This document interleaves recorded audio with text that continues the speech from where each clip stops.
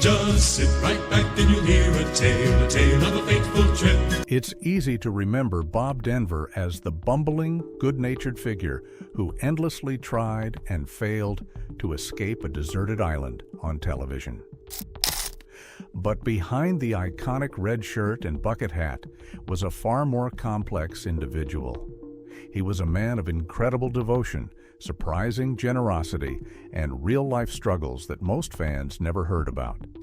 Some controversies even threatened to tarnish his squeaky-clean image, while his personal life took turns nobody could have predicted. Today, we'll uncover the secrets of Bob Denver, exploring how a soft-spoken teacher became one of television's most recognizable faces, and how his off-camera reality might just upend everything you thought you knew.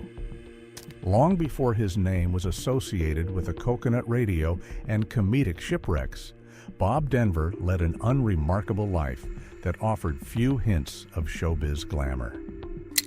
Born in New Rochelle, New York, in January 1935, he actually spent many of his formative years in Brownwood, Texas. It wasn't Hollywood lights that drew his attention early on, but rather a sense of curiosity about life's many possibilities. As a young man, Denver wasn't exactly dreaming of movie sets or comedic fame.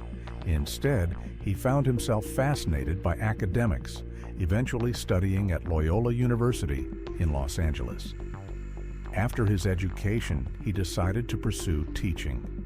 Standing in front of a blackboard, he taught math, history, and physical education in the peaceful setting of Pacific Palisades.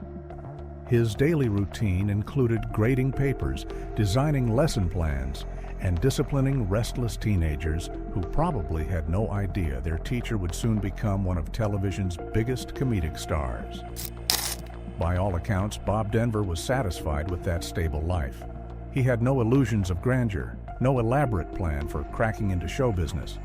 But as fate would have it, Denver's interest in acting began during small community theater productions he'd do on the side. At the time, these roles were merely a personal hobby, a playful escape from the rigors of lesson plans and rowdy classrooms. Little did he know that one audition would set the stage for a career so prominent it would overshadow the quiet life he thought he was destined to lead. It was this blend of textbook knowledge and casual dabbling in acting that prepared him for the sharp turn his life was about to take. It's fascinating when you think about how modest his ambitions were. Denver never spent years chasing auditions or obsessing over Hollywood. Instead, he sort of fell into his first major role, and it was that gentle, easygoing nature that would eventually endear him to millions. But that wasn't the end of the surprises his life had in store. The pivotal moment came in 1959. Television was becoming a powerful medium, and casting directors were clamoring for fresh, relatable faces. In Los Angeles, The Many Loves of Dobie Gillis was shaping up to be a show that captured the youthful spirit of the late 1950s. During a casting call, Bob Denver walked into the audition room, carrying no heavy expectations. He was simply curious to see if he could land a fun gig for extra cash and maybe a break from daily lesson plans.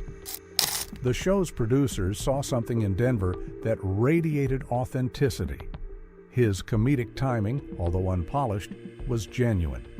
He didn't overact. He just let his natural quirks shine through. Before he knew it, he was cast as Maynard G. Krebs, the era's quintessential beatnik. Maynard's catchphrases, rambling banter, and comedic mannerisms quickly made him a fan favorite, turning Denver into an unlikely heartthrob for viewers who loved his carefree, bohemian vibe.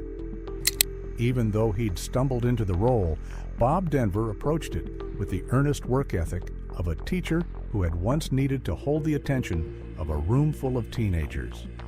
He studied comedic timing and learned how to use silence, facial expressions, and bursts of frantic energy to maximize laughs.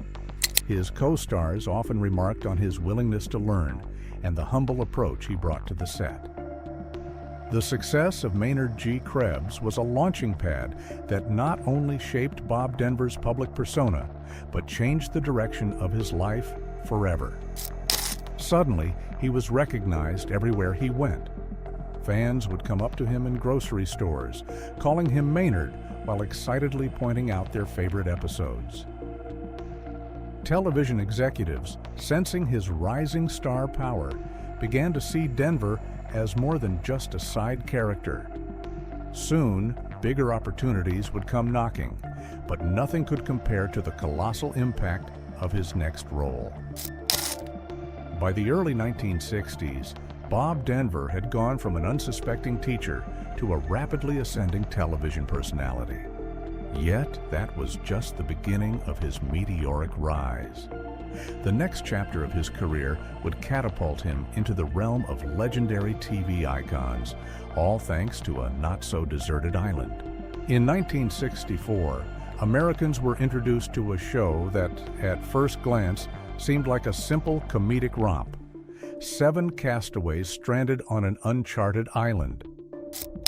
Gilligan's Island promised slapstick humor, memorable catchphrases, and a charming ensemble cast. But behind the scenes, the show's creators were anxious about whether a sitcom about coconut radios and makeshift huts could find a lasting audience. After all, the premise was a bit outlandish. Originally, Jerry Van Dyke was offered the role of Gilligan.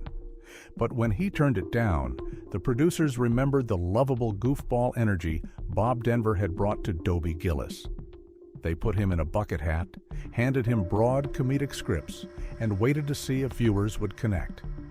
The result was instantaneous.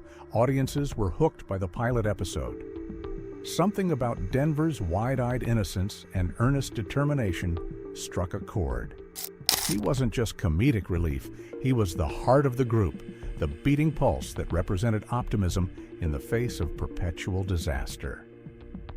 A huge part of Gilligan's Island's charm was the on-screen chemistry between Bob Denver and Alan Hale Jr., who played the skipper. At 6'2", Alan Hale Jr. towered over the slender Denver, but their physical comedy was finely tuned. Gilligan would panic, the skipper would whack him with his hat, and audiences would howl in laughter.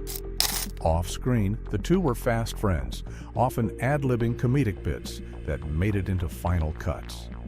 Denver once joked that no matter how many times he flailed around or fell flat on Hale, his co-star hardly budged. That ease and spontaneity were integral to the show's lasting appeal.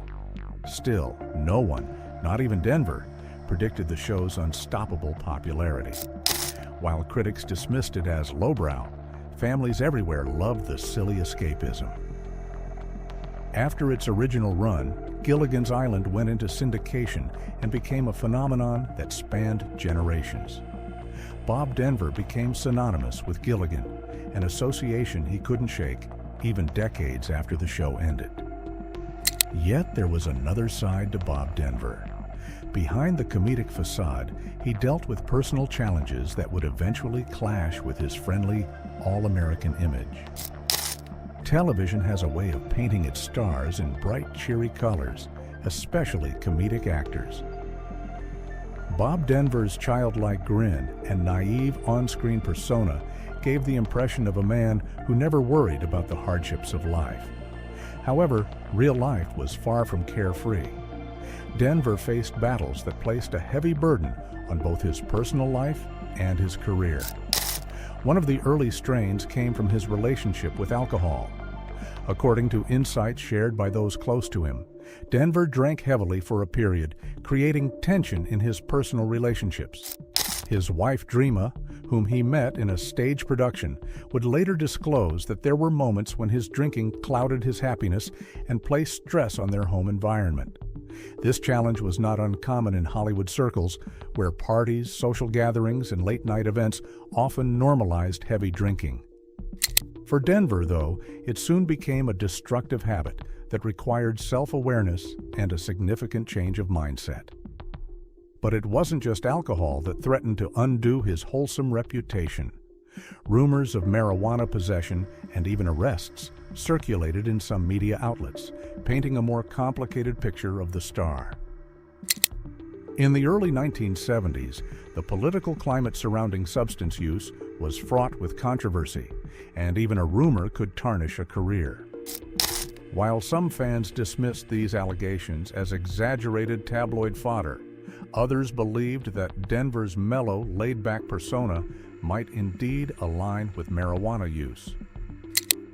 Though not everyone agreed on how much truth there was to those stories, the whispers were enough to raise eyebrows and cast Denver in a different light. Despite these struggles, Denver eventually confronted his personal demons. Close friends recalled that, as he grew older, he prioritized his mental and physical health, understanding that moderation and personal accountability were necessary for a stable life. The comedic star who once bumbled around on a make-believe island was, in reality, grappling with the same turmoil many adults face. Yet Denver's story also featured remarkable moments that stood in stark contrast to the occasional tabloid rumor, moments that revealed a deep, genuine compassion for others.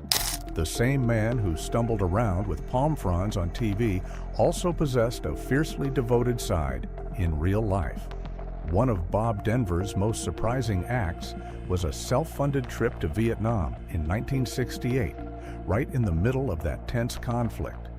Where many celebrities visited in an official capacity or under government invitations, Denver chose to go on his own dime.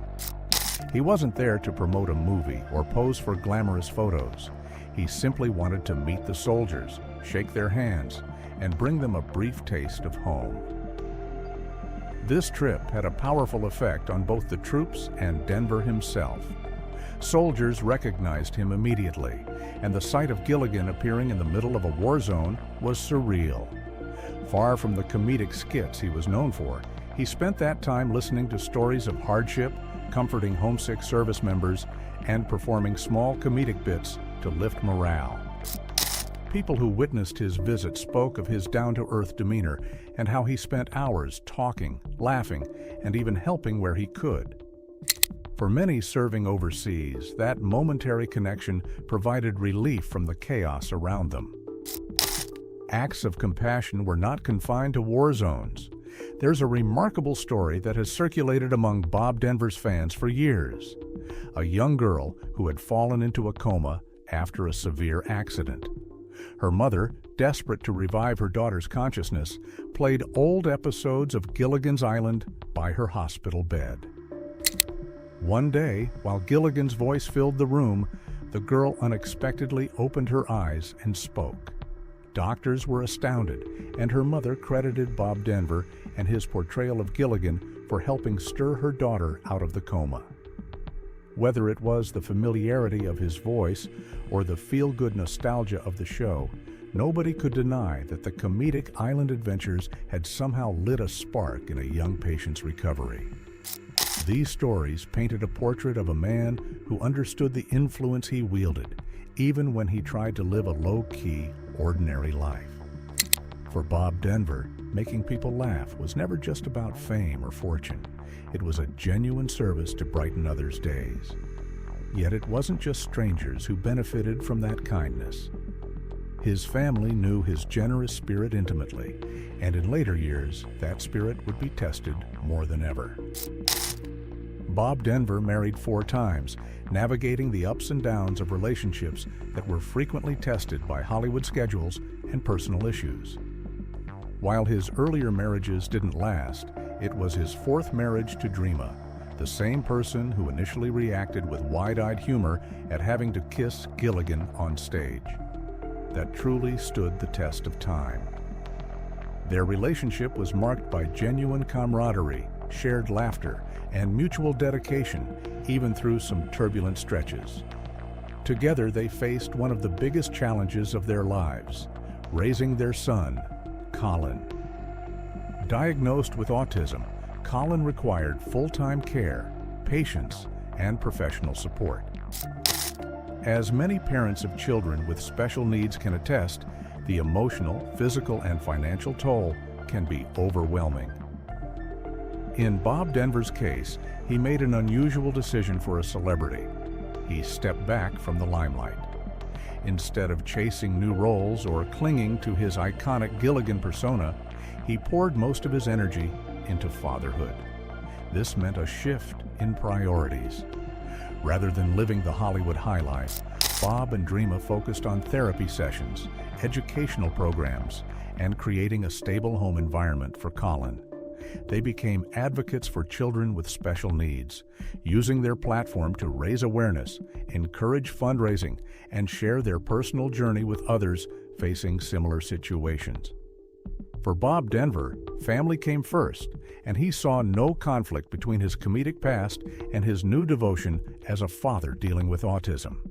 In fact, many of his fans believe his comedic talents and gentle spirit helped him connect with Colin on a deeper level. Stories abound of Bob Denver reading bedtime stories, improvising silly voices to keep his son entertained, and staying up late to research the latest therapies or breakthroughs for autism care. Some Hollywood insiders speculated that Denver could have revitalized his career with cameo appearances or comedic gigs in the 80s and 90s, but he never seemed to regret prioritizing Colin. If anything, the shift gave him a sense of purpose beyond entertaining the masses. His relationship with Dreama continued to be the anchor through it all, a bond strengthened by overcoming real everyday hurdles most fans never knew about. But while Bob Denver's family life became a tranquil harbor, rumors, controversies, and on-set whispers also followed him, even in his quieter years. No television legend escapes the rumor mill, especially someone whose show has been watched by multiple generations. For Bob Denver, one recurring question always seemed to pop up. Did he get along with his Gilligan's Island co-stars as well as it looked on camera? By and large, the cast was known for their camaraderie, particularly his friendship with Alan Hale Jr. However, Hollywood gossip has often suggested friction with actress Tina Louise, who played Ginger Grant. Some versions claim that Tina Louise felt typecast by the show and that tensions occasionally flared on set. While direct confrontations were rarely reported, whispers about coolness between Louise and other cast members, including Denver, persisted through the years. Another point of speculation revolves around Bob Denver's rumored run-ins with the law for marijuana possession. Different accounts paint different pictures. Some maintain he was charged and faced penalties. Others claim it was a misunderstanding blown out of proportion. In an era when drug use among celebrities was simultaneously common yet publicly frowned upon, it's not surprising that conflicting stories arose. Denver himself offered minimal commentary, preferring to keep his private life separate from public scrutiny. Yet, the rumors never fully disappeared, adding a layer of intrigue to a man who, on the surface, always appeared mild and unassuming. Even bizarre myths cropped up, such as the long-standing assumption that Bob Denver was somehow related to the singer-songwriter John Denver, purely because they shared a last name. Though the two were not family, the rumor was so pervasive that fans often asked Bob Denver directly if he and John had grown up together or performed together. He sometimes shrugged off the question with a joke, reinforcing the idea that he had little interest in clearing up every bit of misinformation circulated by the press or fans. In the end, these rumors and speculations formed a minor side note to a career largely defined by comedic brilliance and personal dedication. Long after Gilligan's Island wrapped, Bob Denver continued to make guest appearances on television, joined fan conventions, and even ventured into radio broadcasting for a time. Despite the comedic typecasting he faced, he carried that challenge with good humor and humility. He understood that millions of people knew him solely as Gilligan, and he often expressed gratitude for the enduring affection fans showed for the hapless first mate. Though the island's lagoon was actually a set on the CBS lot, it became a real part of his identity that stayed with him for life. In the early 2000s, Denver faced a new battle: cancer. According to those closest to him, he tackled his illness the same way he approached everything else, with quiet bravery, a sense of humor, and unwavering commitment to family. Even as he went through treatments, he took comfort in the outpouring of support from fans. Cards, letters, and messages flooded in, testament to the deep bond he had forged with viewers over several decades.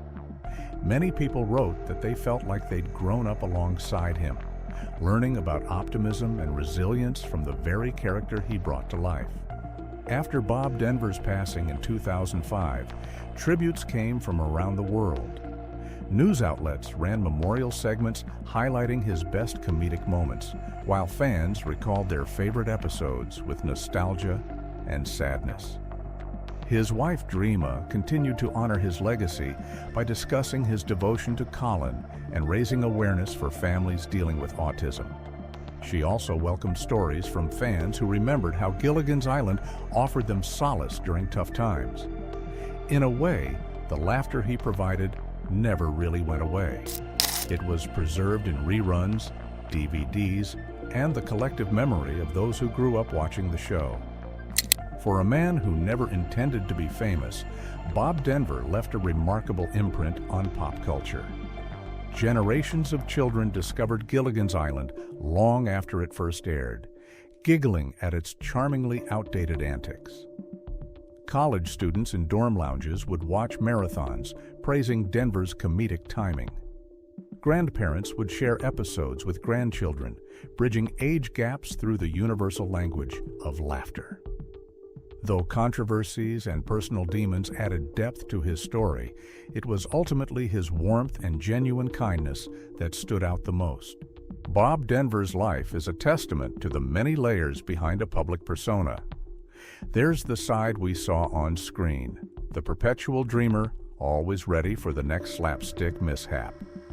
Then there's the real man who wrestled with his own demons, displayed jaw-dropping generosity, and chose family over fame in a way few celebrities ever have. His journey from a high school teacher to an American television icon was filled with twists that no writer could have scripted better.